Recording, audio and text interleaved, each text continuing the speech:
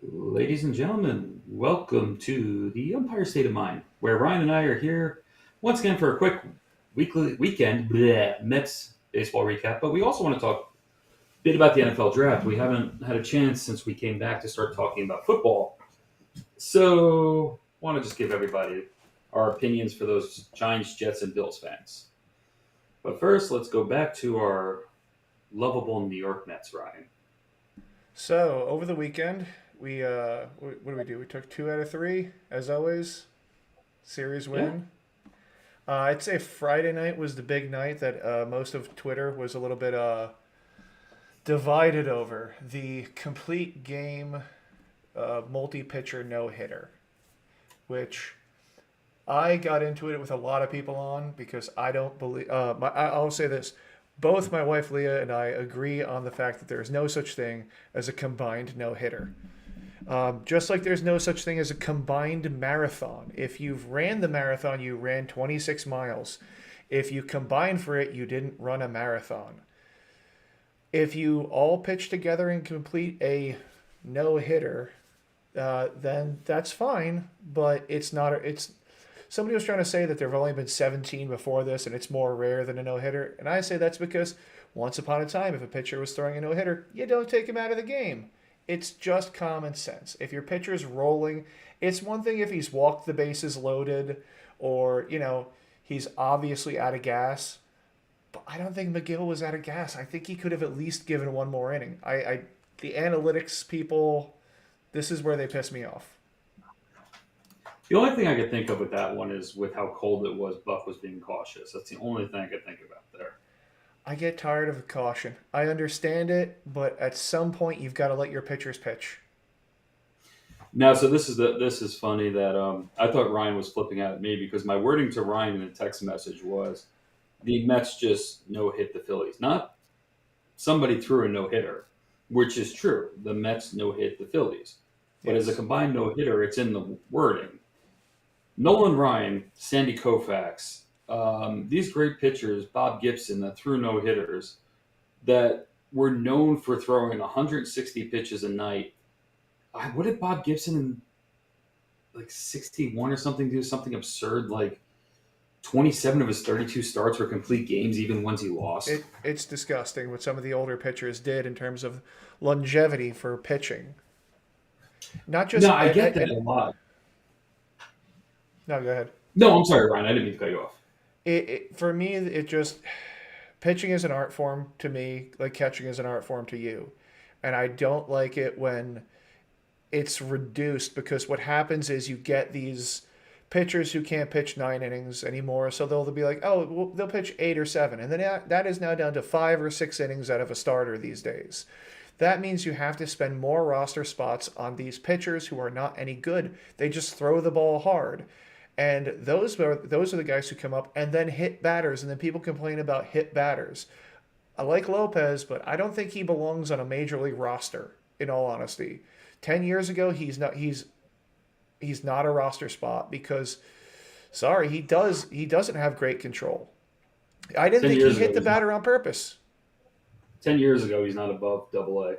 No, but he throws hard and he has a second pitch. Therefore, he's on roster. This is what happens. This is why the Mets are getting hit a lot because mediocre teams, and we've faced a lot of mediocre teams, have filled their roster spot with pitchers who would not be on a roster. Except, you need 15 relievers these days. So, But the one thing I was trying to take out a positive that I was saying to Ryan was, yes, I agree 100% it's not a no hitter unless a single pitcher does it. You're not going to hear something about a combined perfect game. That just doesn't make ugh, sense. that'd be awful. But what I saw it as, and this is something Ron Darling alluded to, because if you actually listen to the game, Ron Darling, he kind of gave the, it's not, it's important, but not that important type thing. But Ron Darling was actually 100% right where he said, in April, when the team's gelling for one of those special moments that can propel them through the entire season of the playoffs, that's what that was. Yeah. It was it. Don't get us wrong, and I don't. I might be putting words into Ryan's mouth, and he can agree or disagree with me with this. I don't. It's still special. It's Yeah. still a great moment. Oh, it's It's very just great. the terminology is being thrown around that takes the allure out of a no hitter. Yep. That's my only problem with it. Is that yes, celebrate it. Yes, be happy. We beat an in division rival, and I want to beat the Braves. And if we threw one of these every 5 games, I would say it's not a no hitter, but they're very special. But it just it reduces the what the.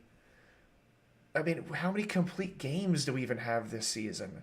How many are we going to have by the end of the year? Probably less than 30 by all I pitchers in think baseball. I think 5 days ago Walker Burley threw the first complete game this year for the Dodgers.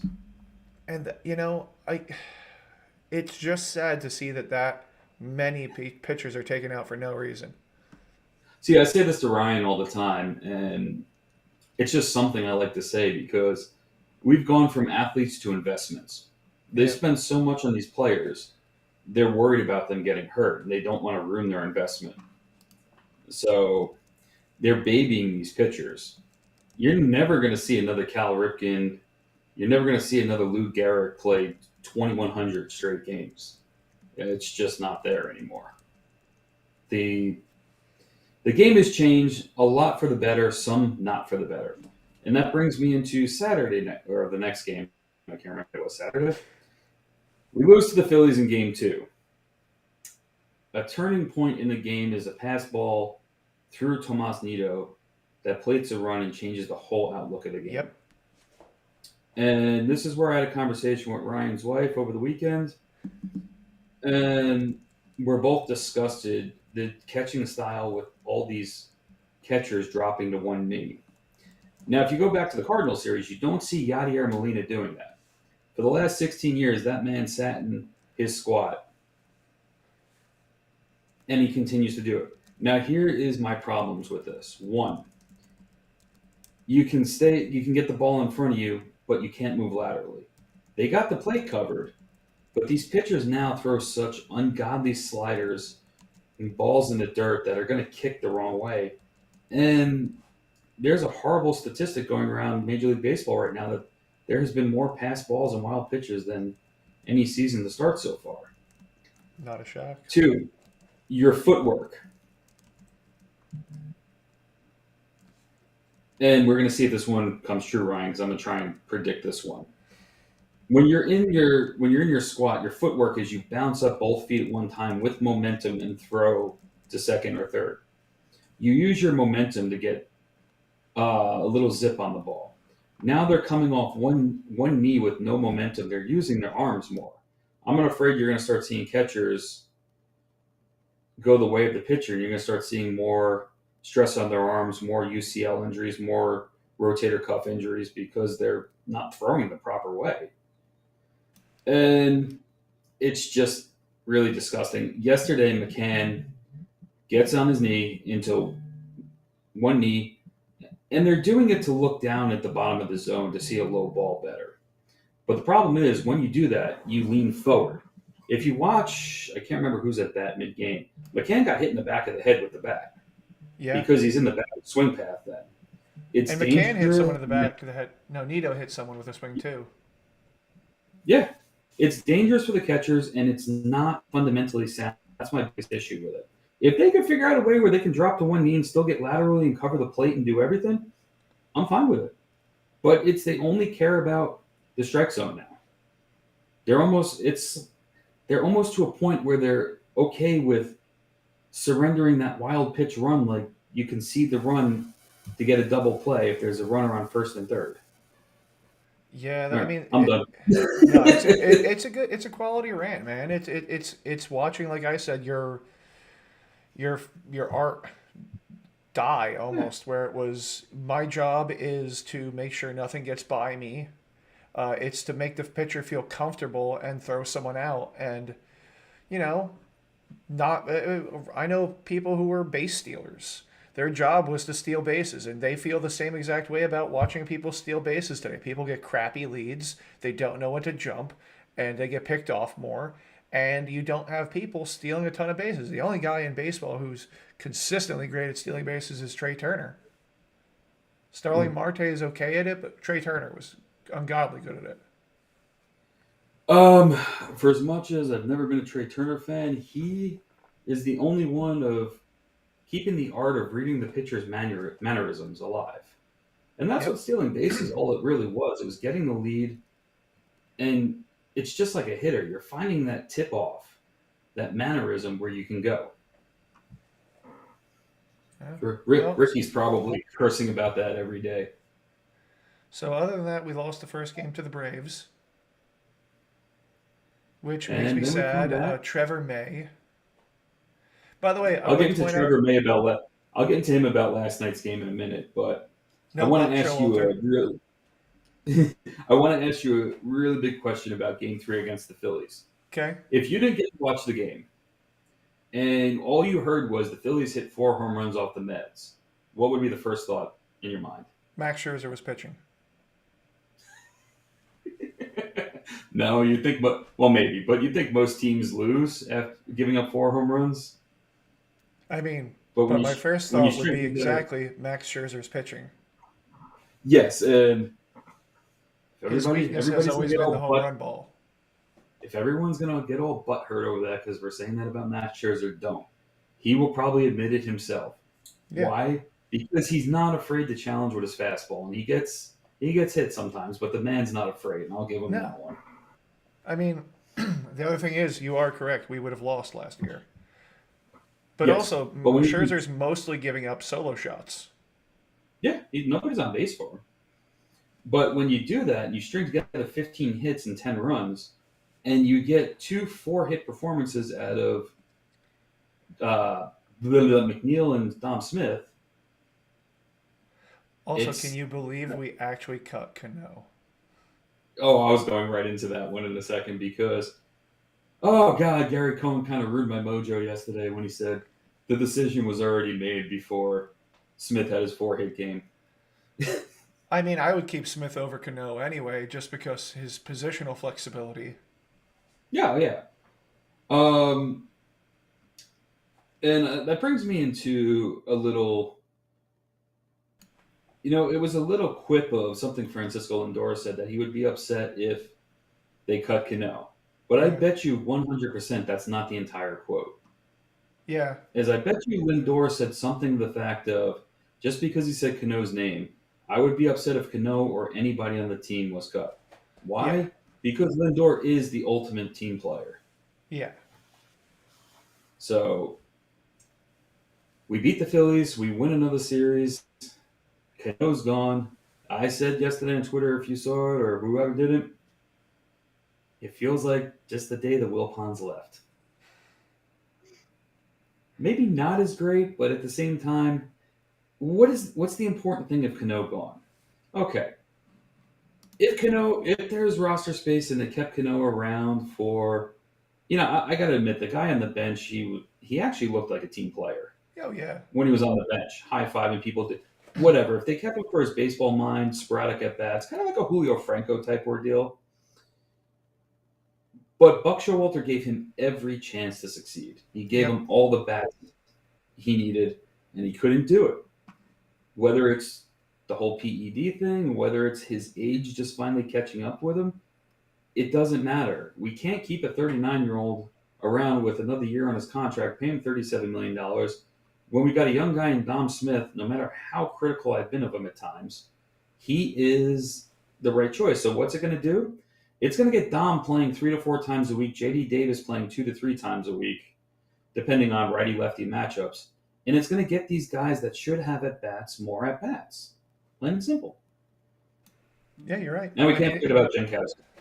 no, it's very simple, and the problem is usually, although it's simple, so many managers, owners, everything in baseball still look at that financial number, and go, I can't swallow that one. We got to have him playing. We got to have him, on roster because I don't want to pay someone that much money to not play. The last player I remember who was cut doing that much money was Adrian. The Mets got him was Agon. Yeah, Adrian we got him from Gonzalez. the Dodgers.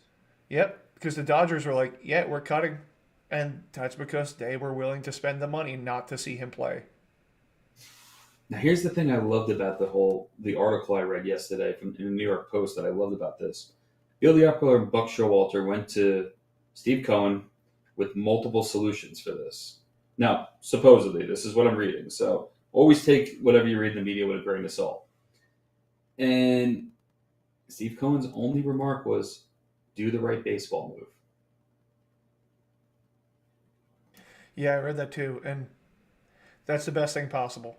If that is what he cares about day to day, then we'll win.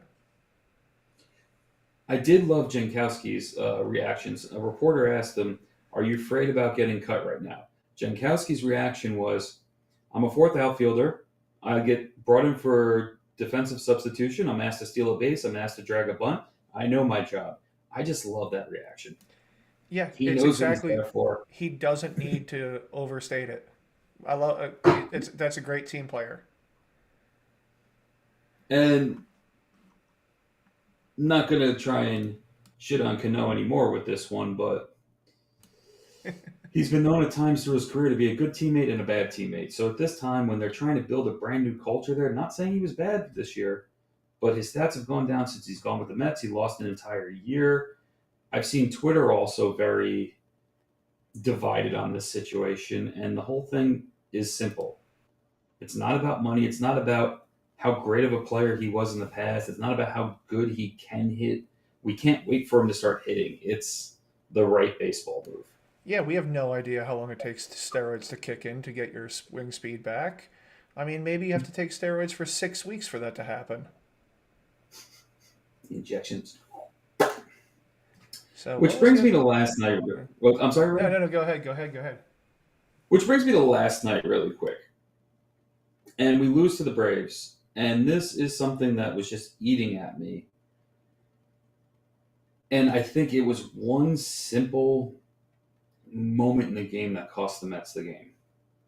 Chris Bassett strikes out Danby Swanson, and the umpire, right down the middle of the plate, the umpire calls it a ball. And Now he's you now see on a apologized replay, for it. that I give the umpire a whole lot of credit for that. Yeah, me They too. showed the replay of it, and he said, "My bad." But what did that do to Bassett? Instead of coming up with the top of the order the next inning, he ends up coming with the heart of the order. He ends up wasting a bunch more pitches that he didn't need to. Hmm. That one single solitary pitch. Now, could the Mets have still lost? Yes, don't get me wrong on that one.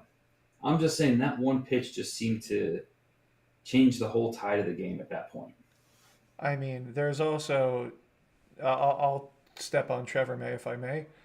Um, he is exactly where I said Francisco Lindor has been. Not Lindor. What am I saying? Edwin Diaz has been, where he's overthrowing everything. May has changed his release point. It almost looks like because everything's riding high. And if you watch all of his fastballs, they're sailing. It's almost as he's releasing early. Everything about his mechanics just he gets frustrated. You can see it in his demeanor on the mound, and he just tries overthrowing his fastball and then overthrowing his fastball, and then he tries placing a slider, and it winds up middle high. And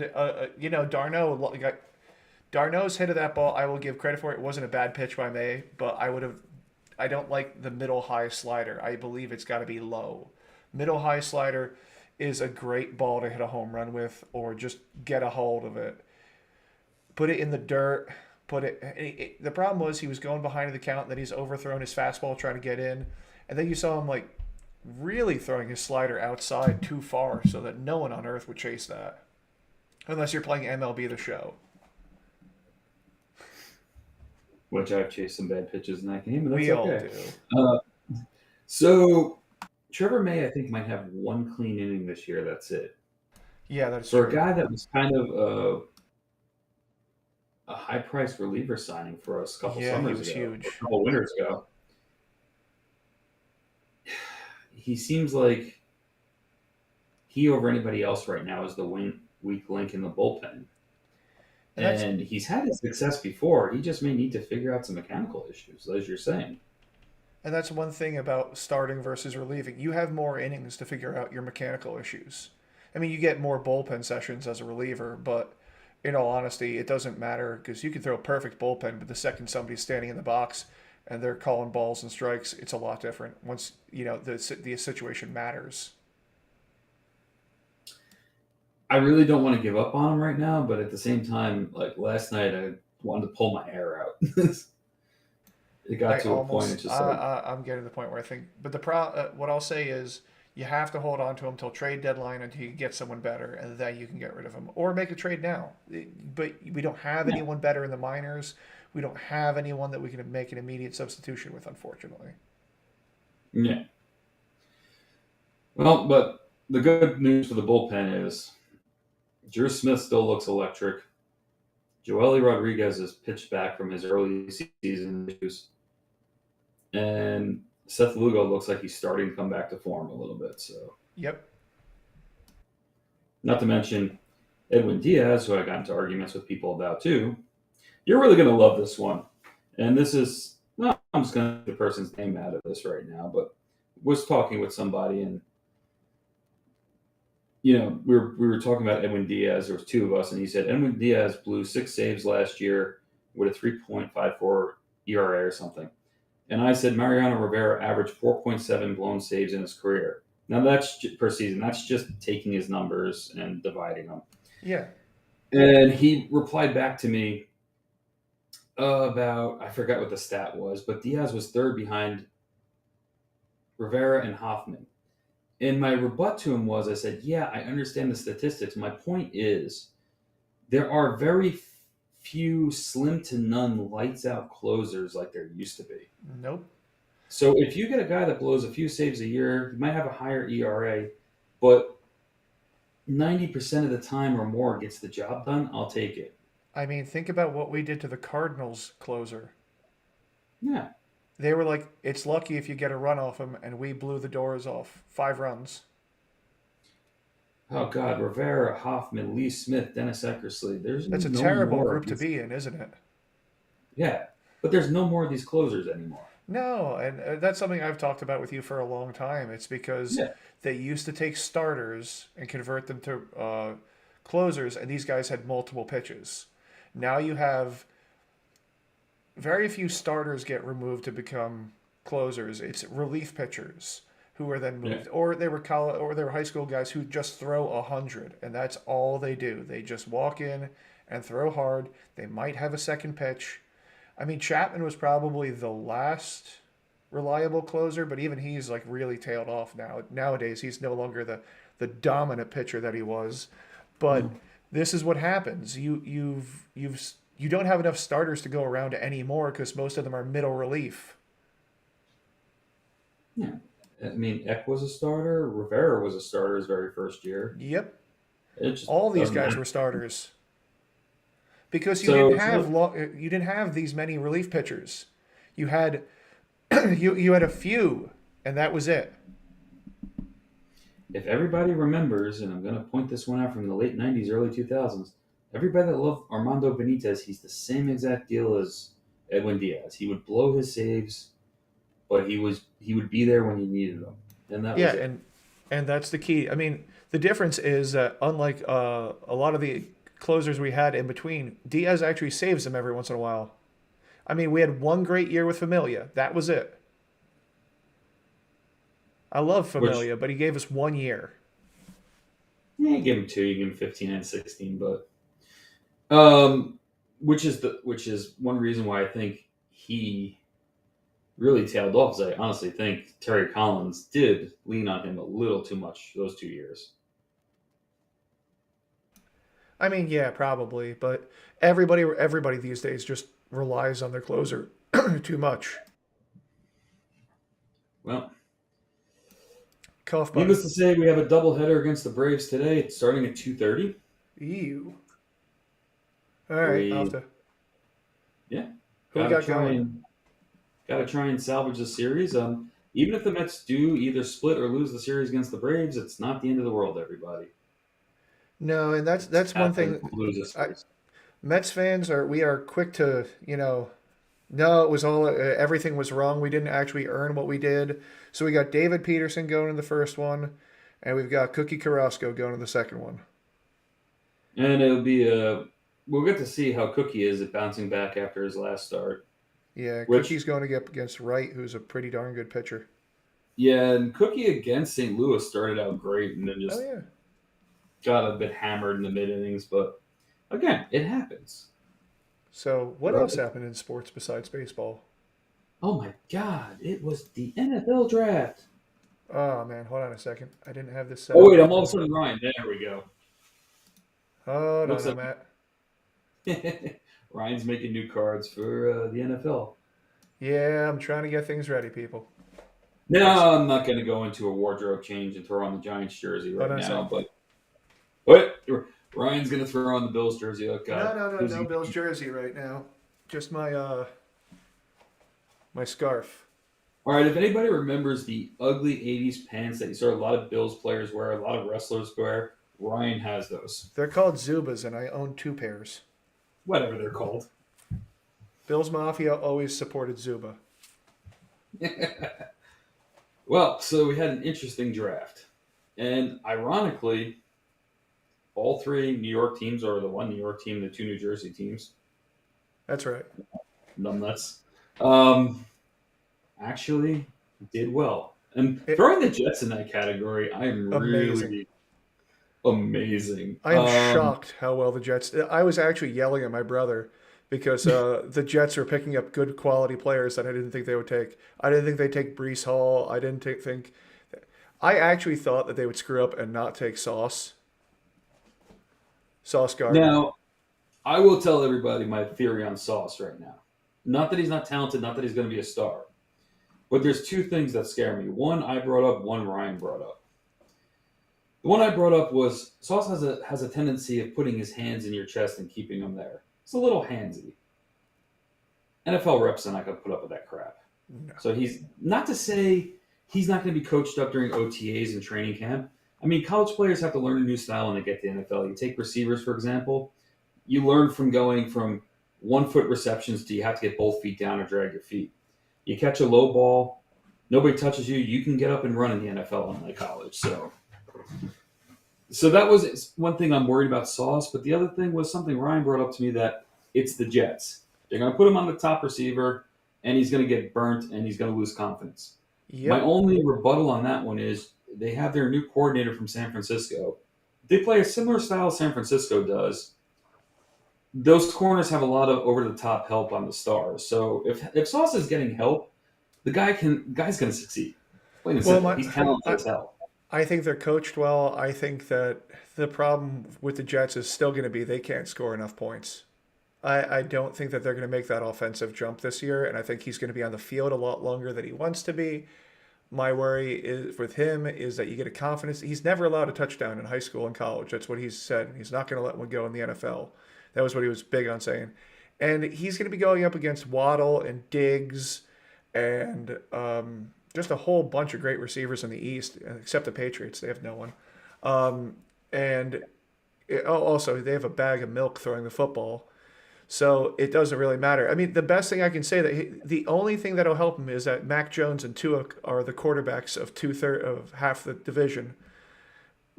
But I could see Josh Allen throwing for 5 touchdowns on him in a game and then running one, and there's nothing he can do because, I mean, I like him. I wanted to draft Sauce, but my problem with him, what competition did he go up against in college? He was Cincinnati. And yeah, he actually did it in one game in the SEC against I think Alabama. But one of the reasons I actually like the Bills draft pick of Kaiir Elam is he's SEC. He went up against the top receivers in every game, and he's got a little bit more size and everything. The Bills released a combine video of him where first off he shows up to his interview with the Bills and he brought his college playbook with him. Except it was he called it his playbook, but it's not his. It's his notebook. And every time he went up against a receiver, he had his own breakdowns of that receiver. Every time they scored a play on him, he wrote down exactly what they did and how he could get better.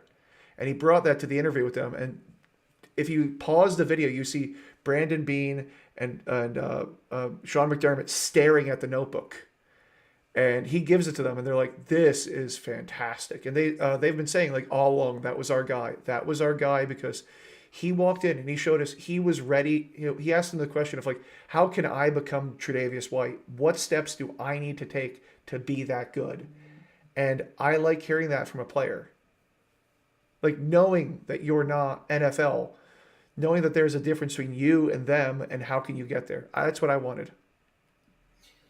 See, that's the interesting thing that about both of the Giants' first round draft picks, which Joe Shane. I didn't know what to think of the guy. Ryan, being a Bills fan, kind of knew a little bit about him and Dable. Giants go and they win 2 Super Bowls. All of a sudden, they start this downward trend. Dave Gettleman comes in, and every draft, I think every Giants fan was cringing. What the hell's Gettleman going to do now? Except Saquon Barkley. No, Barkley was a great pick. You can't blame Barkley's injuries on the pick. Barkley is the one good pick that he had. I mean, Eric Flowers, what a success there that one was right there. But we look at okay, I'll give him Andrew Thomas right now because Andrew Thomas is succeeding. But you look, the one thing I was worried about was who are they going to take at number 5? If they went offensive tackle, there's a chance Carolina steals Thibodeau. So Joe Shane did it in the right direction because you draft Thibodeau at 5, then all of a sudden you have 3 offensive tackles to choose from. So depending on what board you listen to, and there's so many ranking boards from so many different people, it's nuts. Some of them had Thibodeau as the number 1 ranked prospect coming out of college. Whatever he is, I don't care. He said the one amazing thing to SNY that kind of what you were talking about with the prospect the Bills just brought in. They're like, are you ready? He goes, I have to get to work. How hard are you going to work? I'll work when I'm dead. I'll sleep when I'm dead. It was his reaction. Yep. Neil said the similar thing. You can go on the Giants website and they have phone calls. They have videos of Dable and Shane calling Thibodeau and Neil. And the first thing Neil says to Shane after he says, you ready to be a New York Giant? He goes, I'm ready to get to work. I don't care if you're the number 1 ranked tackle coming out of the draft, number 2. The fact that you just say, I'm ready to work is something I think the Giants have been missing that attitude for a very long time. And now the Giants they might have their offensive line finally in place if Barkley's healthy. Denying the option of Daniel Jones for year 5. Kind of letting a fire under his ass saying this is the year to prove it. Yep. And then they go off in round 2 and bring in Wan'Dale Robinson. Another very elusive, speedy receiver that if they do keep Kadarius Toney, you put the both of them on one side, who the hell is going to guard those 2? Well, and I'll save this for the Bills. Our second round pick, we drafted James Cook. His older brother Dalvin. Mm-hmm. He was the workhorse for Georgia this year, and he's an amazing receiving running back and giving Josh Allen another weapon. Yay! I had to text Ryan, and I just had to say to him, why does Cook not smiling? He looks pissed that the Bills drafted him. He doesn't smile, and if you ever look at his Instagram, he just no-sells everything. You could drive his entire contract up to his door, and he'd be like, Well, that's the thing that I was kind of curious about because, he's at his house, he's with his family, he puts the Bills hat on, he's not smiling. And I'm like, all right, you just got drafted by a contender. I can understand if this is the Bills from about 6-7 years ago where you're going to a team that you're like, oh man, we're going to lose 12 games. Yep. I can understand if you're not happy about that, but when you get drafted by a contender, I'd be smiling my ass off. Me too. We also drafted the punt god, Matt Ariza. Ariza. I got to figure out how to pronounce his last name. He's a kicker, a punter, and he's the only person in college history to boom an 80-yard punt and kick a 50-yard field goal in the same game, and he did it twice inside of a month. Yeah. So we got him, Khalil Shakir, who's eventually going to be a great wide receiver. He may even get good this year. I predicted 3 years. He's going to be probably taking over when we're going to lose Gabe Davis when when he's up for money. So, and then Terrell Bernard, who is a Matt Milano kind of player, which is great for us because I love Matt Milano, my favorite cookie. Now, here's something that's very interesting about this past draft. This draft was very, very deep. Not deep of stars, Nope. deep of quality players. There weren't many stars that you can say after pick 15 that people were going to be jumping on. And in that fact, you have the Giants coming out and drafting Cordell Flott, cornerback out of LSU, because they're going to need cornerback help, especially if they need to shed salary. You may see James Bradbury go in a year this year. Just drafting role players, drafting blue chip players, drafting quality people in late rounds that can make a difference in Ryan saying a year this year, maybe 2, 3 years. It just all depends on if they're all going to have the right attitude and work at it. Alrighty, I think that's a good place to end for today. Just another day of talking sports. I like it. Remember, all you wonderful, maybe if you're in the DC metro area, don't forget on Wednesday, May 11th, come out to the Nats game with us. Ryan and I will be causing some trouble, Always. getting into arguments with underage drinking kids in 2 rows behind us. There's a lot of fun to be had. On that note, ladies and gentlemen, it's been a pleasure. Later. Have a great one. Bye.